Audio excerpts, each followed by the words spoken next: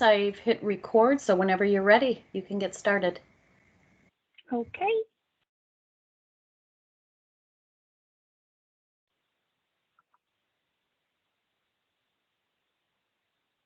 So I tried to do some investigations of the best way to share my screen. So this is what Teams told me to do. So people can't see my PowerPoint.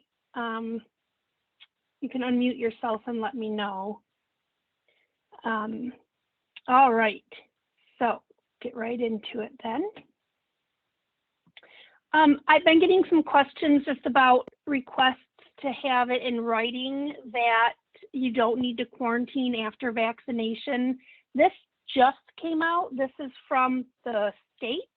This is in their frequently asked questions vaccination document, which is on the COVID vaccine page. I also put the link here. They mention wearing masks after vaccination, which I'll talk more about the specifics of that, because they do say you should keep wearing your mask, but look at the CDC FAQ. The CDC FAQ mentions that fully vaccinated people can gather indoors without wearing a mask, and I'll go over the specifics of that on the next slide. Mentioning if you have to quarantine after you get the vaccine, they mean right after you get the vaccine, but then here it mentions quarantine instructions for those who are fully vaccinated. And here it mentions that those who are fully vaccinated do not need to quarantine, follow exposure, and they say that the immune period begins 2 weeks after vaccination. It is much more detailed on the CDC website, which I put on here. Fully vaccinated people with no COVID-like symptoms do not need to quarantine or be tested if they've been exposed. And they should still monitor for their symptoms. And it does define what fully vaccinated means. That means you're 2 or more weeks post a second dose in a 2-dose series or post a 1 dose in a 1-dose series. It's also a little more simply commented on in the more layman's facing part of the website under quarantine. So under who needs to quarantine, it says, excluding people who've had COVID within 3 months. And then people who do not need to quarantine if they've been fully vaccinated within the last 3 months. This is the only place I can find it still in writing where it mentions the last 3 months. I have a feeling as we get more and more data, they'll keep extending this time period. At least I hope they do. So again, this 3-month mention is not anywhere else in the CDC website, and it's not on the state website. But just so you know, these are spots where it is available in writing regarding quarantine exclusions if you're fully vaccinated. Then masking after vaccination. As of now, MIOSHA has a 6-month order from October until April 14th that said employers must provide masks and employees must wear masks at their workplace. And our current EPI order still requires masks in public areas. So that's just one thing to keep in mind. And the way that the CDC has their vaccination recommendations discussed, fully vaccinated people should still continue to take precautions in public, like wearing masks. And then it goes through, a bunch of other things we should still be doing.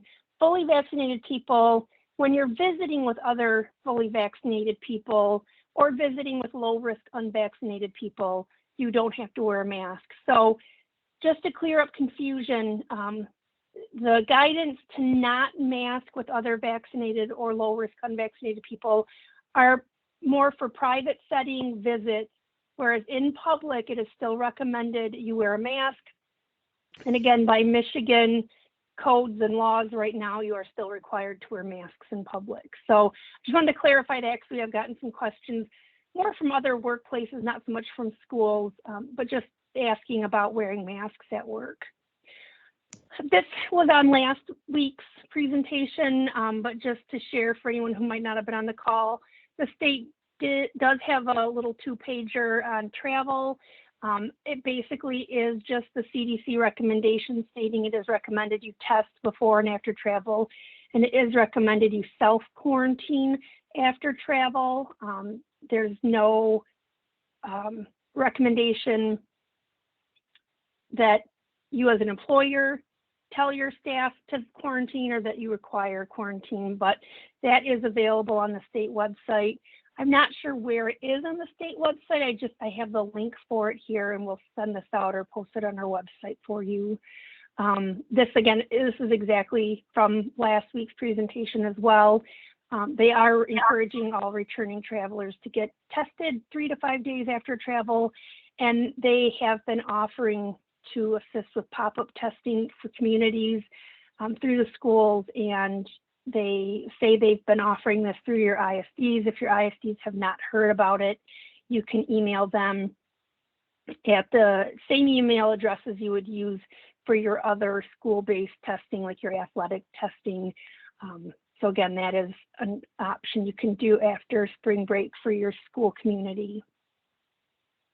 I really do not know anything more about prom or graduation. There had been some talk of adding more FAQs for that. There's not been anything new.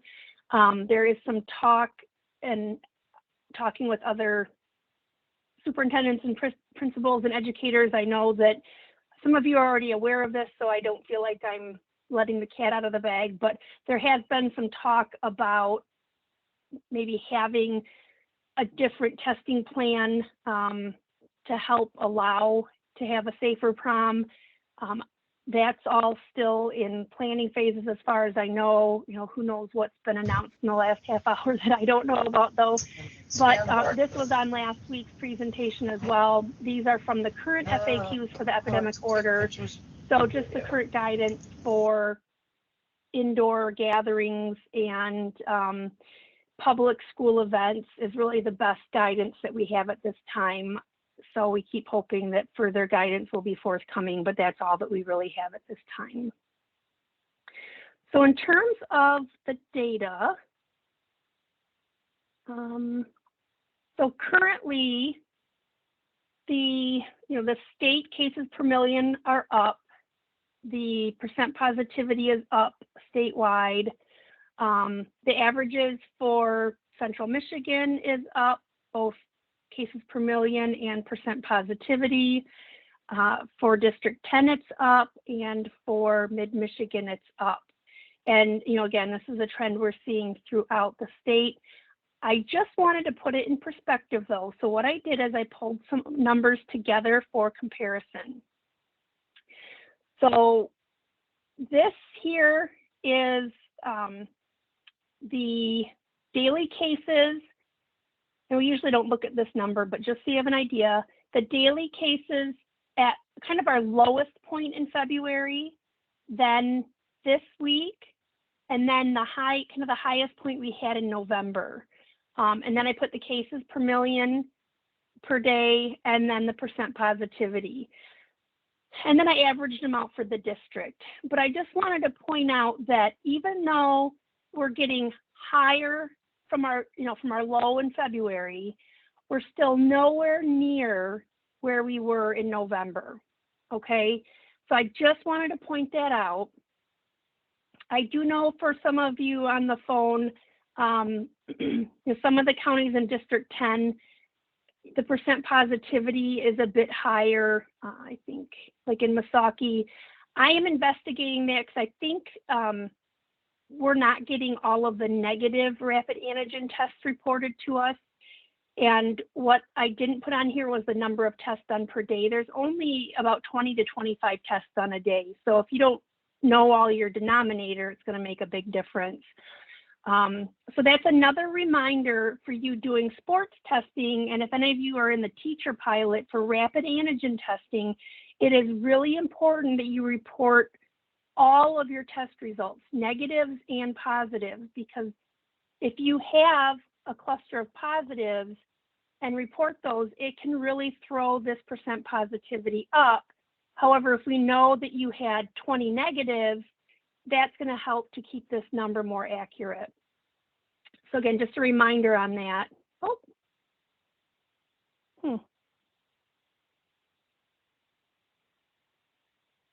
Janine, can you still hear me? Yep, I hear you. I can. Okay. Yeah. That was strange. I just want to make sure I didn't lose the call there. So anyway, I just wanted to point that out. I know we're seeing quite an increase in cases in many places, but we are still way below where we were in November. So we will get through this. At that, I will go on and show you then what the state data is looking like. Again, the case rates and the positivity are going up. The hospital rates are going up a little bit. Our death rates are actually down. Dr. Morse, and I'll talk a little. Yeah. We're not seeing your screen though. It's like you stopped sharing your screen. Well, I think when I flipped things,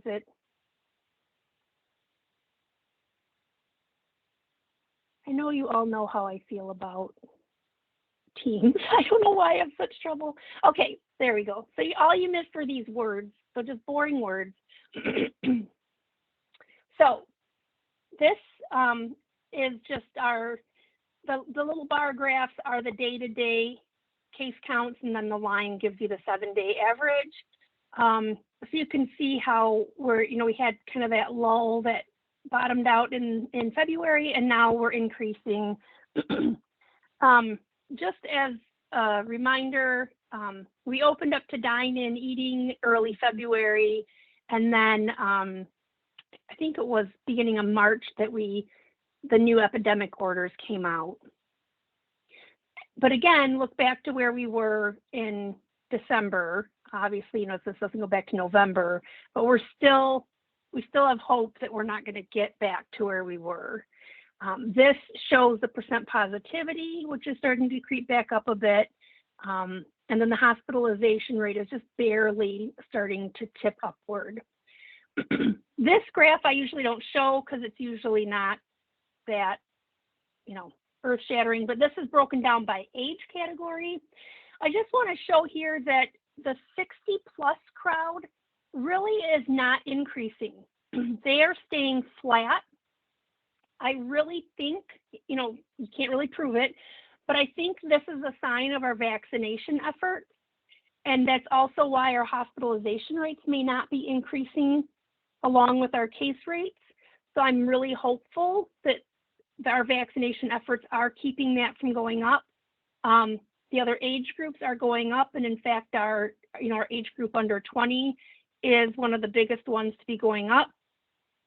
And again, they're not eligible for the most part to be vaccinated. And I know we do have, mostly in our southern counties, we do have quite a few sports-related outbreaks going on.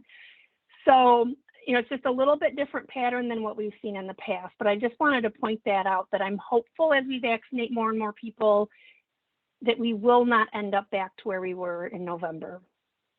This just shows our little uptick in hospitalization statewide. Our variant cases were up to 725. We're the second highest in the country after Florida. However, we are really aggressively testing for it. We have one of the biggest testing programs in the country. So I think we're just looking for it really widely. Plus, we did have a really big outbreak in one of our prisons in Michigan that is responsible for over half of our cases. We thought we had a case in Wexford County that some of you may have heard about. However, on further investigation, though that individual had their permanent resident in Wexford County, however, during the entire time of their infection, was wintering out of state. So that really did not occur in Michigan at all. So we do, though, have cases creeping northward, and we've had several outbreaks where we're really concerned that variant is involved. It takes time to get samples collected, sent, and the testing run. these are just the outbreaks overall. It doesn't mean a whole lot. There has been over 40 new cases in schools reported in the state. 30 of them have been in high schools. And like I said, in our more southern counties, not in our district, but further south from our districts, there have been quite a few sports-related outbreaks. In our districts, in our 19 counties on this call, we have one ongoing outbreak. There were two. So one of them has, not had any cases for 28 days. And there's one new outbreak. There was one new outbreak last week. Again, that one ended. We have one new outbreak that has joined the ranks. So really, in terms of transmission within our schools, we haven't had much reported. Certainly, as we've had more cases in the community, I'm sure you're all seeing increasing cases in your students and teachers, but we have not so far. You've been doing a good job preventing outbreaks in your schools. The turnaround time for tests has improved. I think it's down a little bit. So really good testing turnaround time. So that is not holding up response to infections. And then I just threw this in again. If you remember, this is a graph of what percentage of our population is staying home. So this blue line is where we're at right now. This gray line is where we're at last year. So fewer people are staying home than were staying home at this time last January, or we're staying home last January. And then this is the amount of vehicle travel, automobile travel, I guess I would say, and it's currently higher than it was last January. So again, just really concerning that, we are moving around more, probably, gathering more, and our cases are going up. So I will stop at this point and we'll get to some questions. If you have any questions, you can put them in the chat box, and then afterwards we can take anything by phone.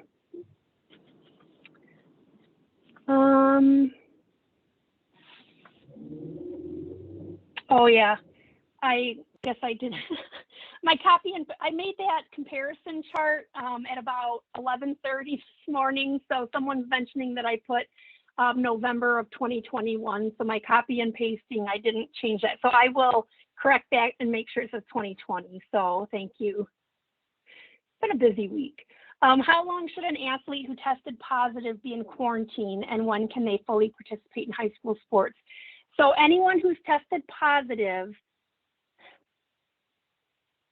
we first we have to think about the antigen testing. So if you need to follow that algorithm, if someone tests positive by antigen testing and they have no symptoms and there's not been any exposures at all, they should isolate. They should get confirmatory PCR testing right away.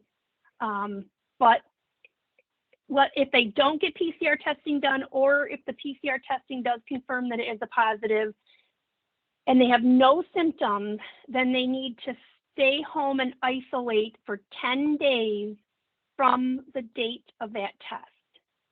And that counting starts from it's 10 full days. So day one would actually be the day following that test.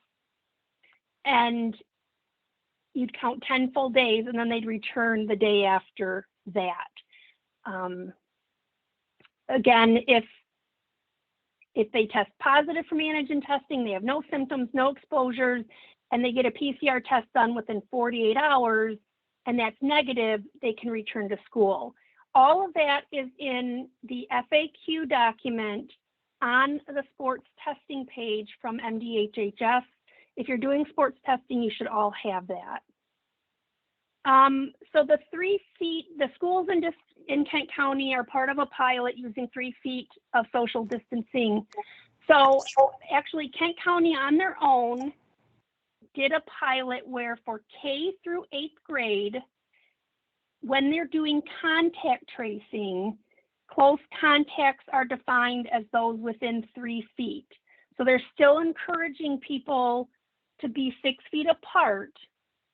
So it's not changing the social distancing. They've changed the close contact definition for students who are K through 8.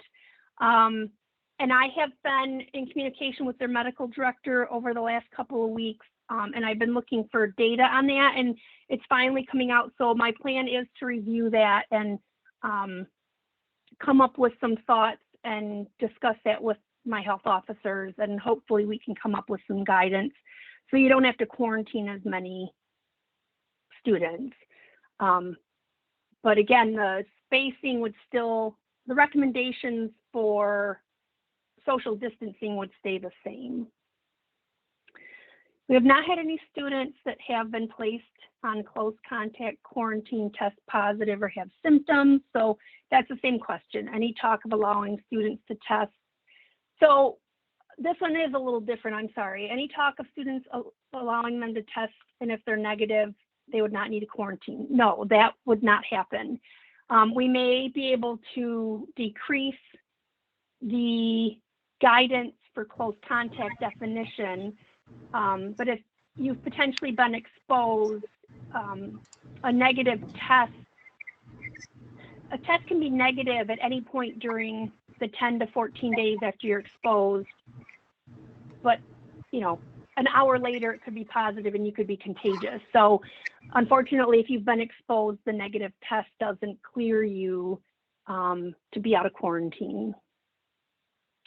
Can you clarify this? When someone is vaccinated, no quarantine is required. After travel, quarantine is recommended. Do staff who have been vaccinated and travel during spring break need to quarantine?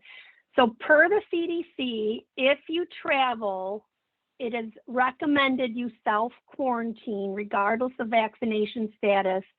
And that is because of the different variants that are in different areas.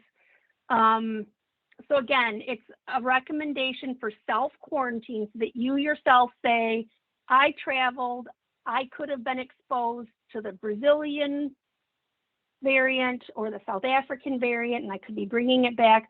So I, as a citizen, am going to choose to quarantine. It's not saying that you as an employer need to force your staff to quarantine. But that is the rationale from the CDC, is that some of these vaccines do not work as well against some of these variants. Only one of the South African variants have been found so far in Michigan, and they've been found in higher numbers in other states and other countries. So that is the rationale. I'm not saying whether or not it is the best rationale in the world, but I think it's too hard to really say, if the prevalence of this variant is above this percentage, then you should quarantine. So I think they just had to make a generalized recommendation. But again, it's self-quarantine. It's not that you need to make certain rules. We have an employee who did become COVID positive, even though they were 2 weeks post-vaccine. Is there anything different from the isolation timeline with vaccinated COVID positive individuals? What should be the messaging to help people keep faith?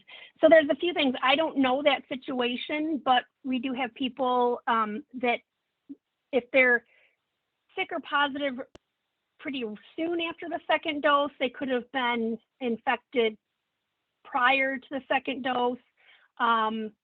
Some people test positive by PCR from a previous infection. You can say positive for months. We have had a very few number of cases so far in the 19 counties I've covered where it seems that there is a true infection after vaccination, several weeks after that second dose. And in those cases, we do extensive testing to see if it's a variant, to see what amount of antibodies they've produced, to see, if it truly was a vaccine failure. So those are being aggressively investigated. But again, it could be that they were already infected. So again, you can be infected 14 days before your symptoms show up. Or again, if they were asymptomatic and just had a positive PCR, they could have been infected months earlier and just carrying that RNA still. So without knowing a lot of details, I can't perfectly answer that. The way to keep faith is that, you know, if something's 95% effective and you give it to millions of people, 5% of breakthrough cases is still going to be a pretty decent number, but you have to think about the 95% of people that are not going to get infected. And, you know, they're still, I'm sure, gathering data to see, for those who do have breakthrough infection, why is it happening? Is it less severe? Do we have less hospitalization? That kind of thing. So it kind of the same arguments we use with flu shots, that yes, you could still get sick, but it's, you know, it shouldn't be as severe. You shouldn't end up in the hospital. So did you say they might consider doing testing for prom and graduation types of activities? There has been some talk of having a program for schools. That's something that would come from MDHHS. I have no idea when they realize, they've been told, you know, that that's coming pretty soon. So they would have to discuss it and present the program to schools pretty soon if that is their plan. So at this point, they've mainly just mentioned prom, not graduation. But that's the only new information that I have about prom, unfortunately. Is there a difference with the requirement for quarantine after travel if the travel is international versus domestic? No, both of them recommend self-quarantine and testing after you return from your travel. How many positive cases constitute an outbreak? 2 cases that you can prove or you suspect were linked within the school. So essentially you have 1 case that came from the community and then another person that got infected because they were in the same class, they were in the same athletic team, they had the same lunch period, you know, that kind of thing. So it's only 2 cases that make an outbreak. So yeah, it doesn't have to be that much. And again, it's only really 1 new person that's been infected in the school. Certainly they can be a lot bigger than that. Is there a positivity rate that would trigger school closure? No, there's no numbers anymore that trigger any action. We really look at the whole picture. You know, what are your number of infected people in the school? Are you seeing spread in the school? Are you able to keep up with contact tracing? Is the public health system able to keep up with things? That kind of thing. But yeah, and that's actually officially in writing from MDHHS that there is no absolute numbers for case rates or percent positivity any longer. All right, well, that's all the questions in the chat. I don't know if anyone has any other questions. If they want to go off mute on their phone or type in any other questions.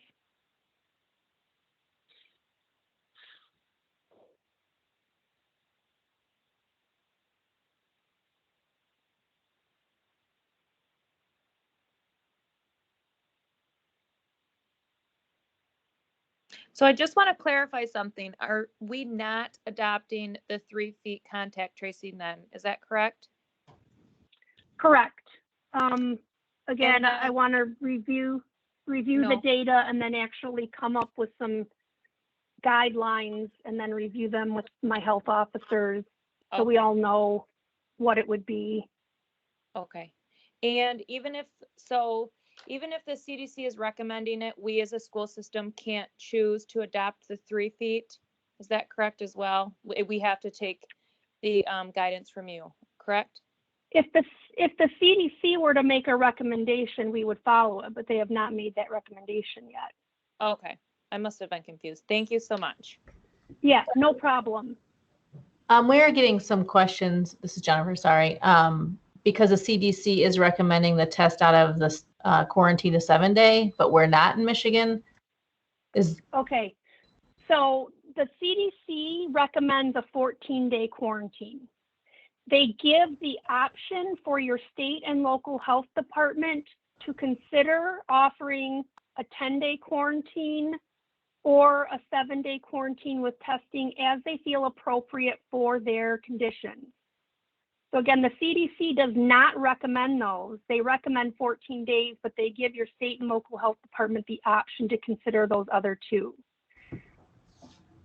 Has the health department talked about releasing that? Because on the CDC website, it does not say that. It just says 7 days. It does. Well, no, it does, and I can share that. Okay, so it might. And I have shared that. Okay. So, and I've shared in previous talks that with the 7-day quarantine, even if you have a negative test, you could have up to a 10% rate of transmission if that person comes out of quarantine at 7 days with a negative PCR test. So we have felt that is unacceptably high. Even at 10 days, there's a much higher risk of coming out of transmission or out of quarantine contagious. But we've allowed it because it does, it gets kids back to school quicker. But the risk of transmission coming out of quarantine that early, again, even with a negative test, is just extremely high. And I can share that data again, and I can share the verbiage from the CDC. Usually you have to go to their scientific page to get the real specific verbiage, but it is there.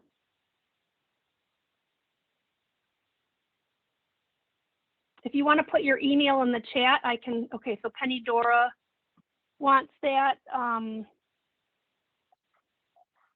can try to send it out to everybody, but I know with at least one of our health departments, we don't usually email this information out to everybody. We post it on our website.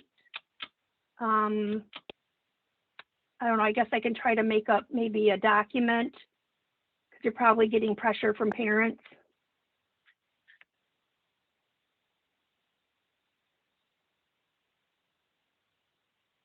Is that the case? Are you guys getting pressure from parents? We just have some local youth sports coaches using the 7-day. We have some physicians. We had clinic.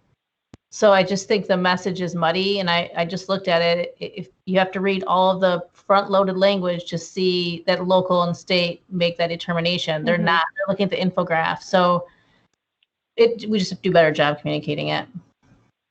Okay. I can try to work on maybe some kind of a document from the health department and get it out to everybody.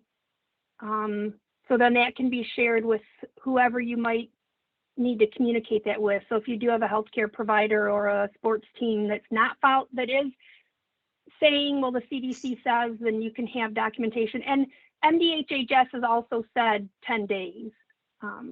So I can work on that. Dr. Morse, that would be really appreciated because we're running into some situations. We had an example here that we quarantined a student.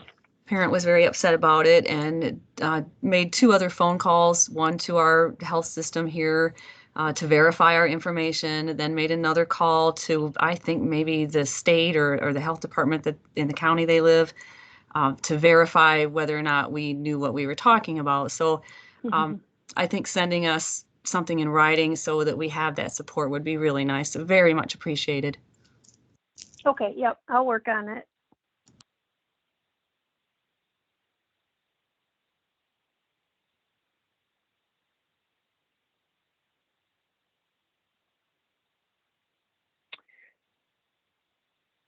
Yeah, and another thing, if the variant is involved, it is 14 days, period. And that is CDC, that's state, that's everybody. So I just foresee as we get more and more of the variant, because it is much more contagious, and we are seeing lots of outbreaks, and we are seeing school outbreaks involving sports, and it's getting to be a real mess. And so I will include that in the handout as well, because if we're going to say 10 and then all of a sudden we're saying 14 because there's a variant involved, I'll make sure and include that. But I just want, I want to make sure we're not trying to be mean. We're trying to, contain this, because it really is spreading quickly in some, especially sports situations, because just because to me, it's almost like a household setting, because they spend so much time together and they're so close together.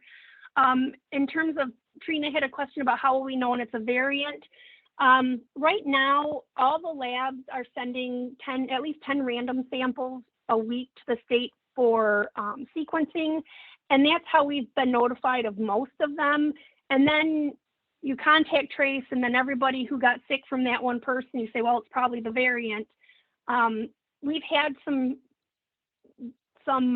quite big outbreaks recently in some of our counties, and we're working hard to get samples sent for sequencing.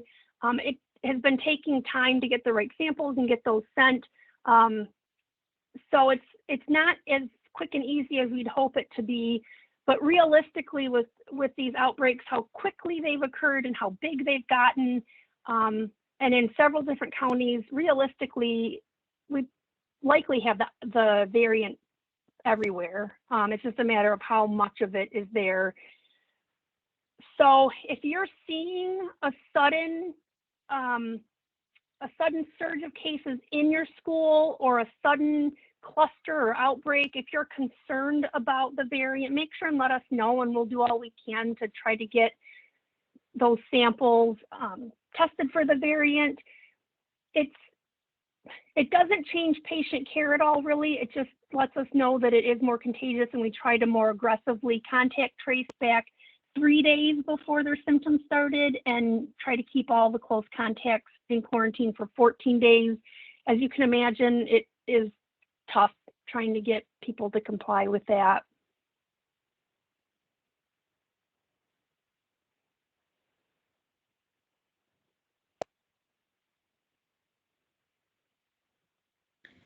Dr. Morse, Yeah. there was a question about wrestling.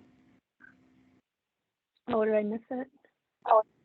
If a wrestler tests positive on the rapid test, does the whole team quarantine? So again, if someone tests positive on rapid antigen testing and they've had no exposures and no symptoms, we try to get it confirmed with PCR. If they won't do the PCR test, or it's not available, or it's more than 48 hours later, then we have to just assume that it is a true positive and they're isolated.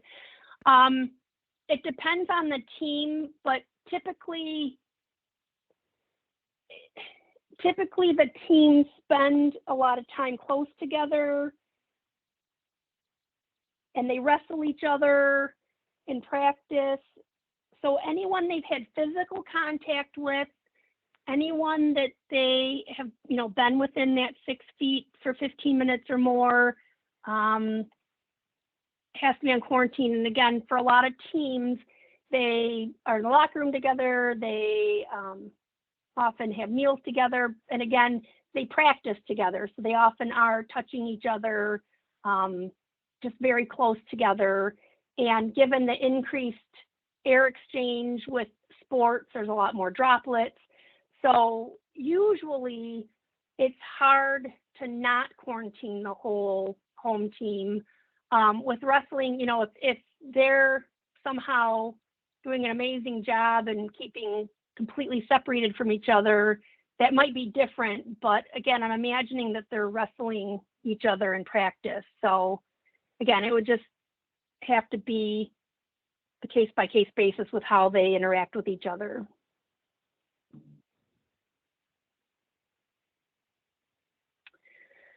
And then the other comment was that, one of the issues is with the non-school youth programs. I know we have had issues in many places with those types of situations. And unfortunately, I don't know what else to do with that. It's really frustrating. You know, if you know that there's real disregard for rules, you can let us know and we can try to intercede or help educate. But it is just really unfortunate. I don't know what else to do.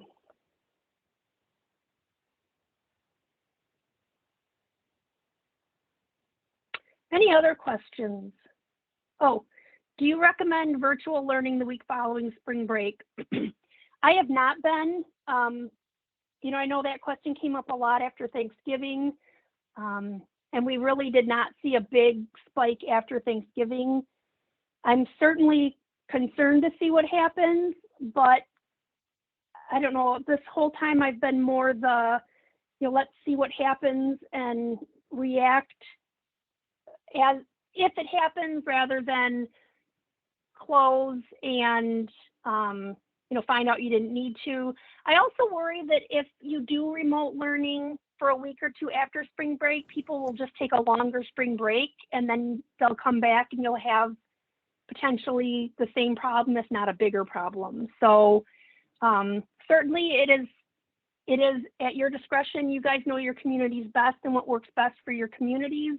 And we'll support you with whatever you think is right. But again, I think it's probably best to wait and see what happens and adjust accordingly. Perhaps communicate with your families ahead of time that, you know, if people travel and you see an increase in cases, you may have to go virtual. The cases may not start occurring until 5 to 14 days after return too. So that's another thing to keep in mind. Any other questions?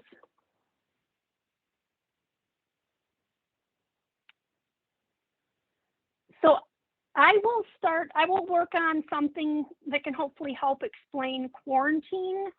And I'm also going to work on some guidance for adjusted contact tracing for in schools. Again, likely it'll be for K through 8 students. If it was a sick adult, it may not change just because of the infectivity of that population. But again, I have a whole bunch of data that I just got through the Massachusetts group that reviews school data regularly. So I want to make sure I have all my data straight since we're kind of going rogue on this. And so I'll work on those things and hopefully get it done pretty quick. Well, quickly, hopefully by next week I'll have it done. And if you guys think of anything, just shoot me an email. All right, guys. Thanks so much. Hang in there.